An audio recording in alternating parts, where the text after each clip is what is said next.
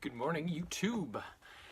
Tazai back again so soon. Last night the Leafs took on the Los Angeles Kings in Los Angeles. 10:30 start around here, so I was up until about 1 o'clock, which used to be normal for me, but now that I'm an old man, it's difficult. But yeah, it was kind of typical of the Leafs on the road this year. They just came out and blew the doors right off the Kings. It was amazing. The Kings have been struggling this year. They recently fired their coach. They're kind of a team that's in transition, like the Leafs were, I think, you know, starting a rebuild not that long ago, right? Even though they've got still a number of great players and pieces to build around, but they shouldn't be as bad as they are. But anyways, that's besides the point. The Leafs came out and they did what makes them successful. They kept their feet moving, so they were quick. They were quick on the puck.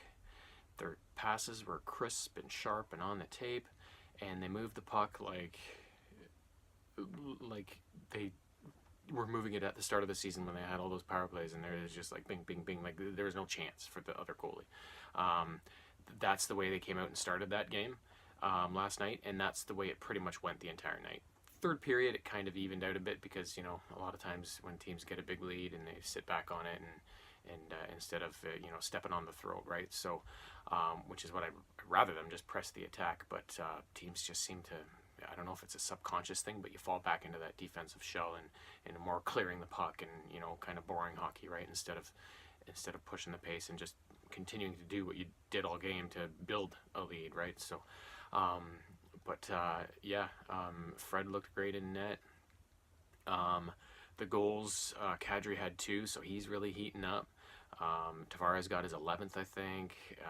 Riley got another goal. So, the big boys there just keep on continuing to roll. And then Andreas Janssen on the fourth line there, he got his second. So he's also starting to put them in the back of the net. And, after a slow start to the season for Janssen, where he was kind of in and out of the lineup, and he didn't quite look like he did at the end of last year when he was with the Leafs, near the end of the year and into the playoffs.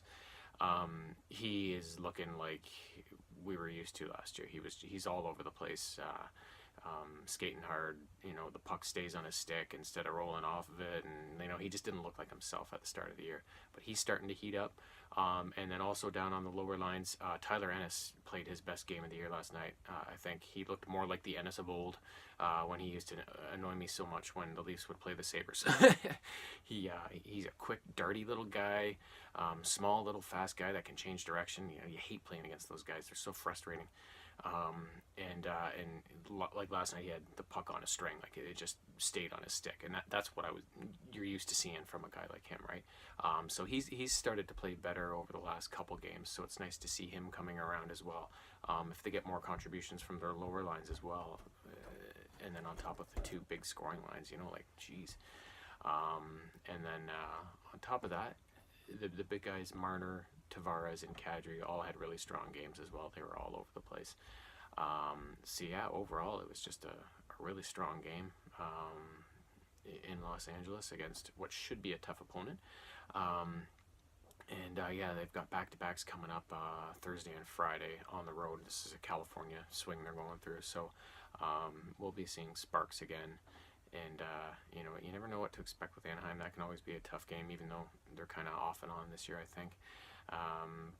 We'll see what the next few days brings. But I'm just happy they threw out a really good performance last night in Los Angeles, got another 2 points. And the other bright side is that I think what I heard yesterday is that Matthews' recovery on the shoulder injury is actually progressing a little faster than they first expected. So,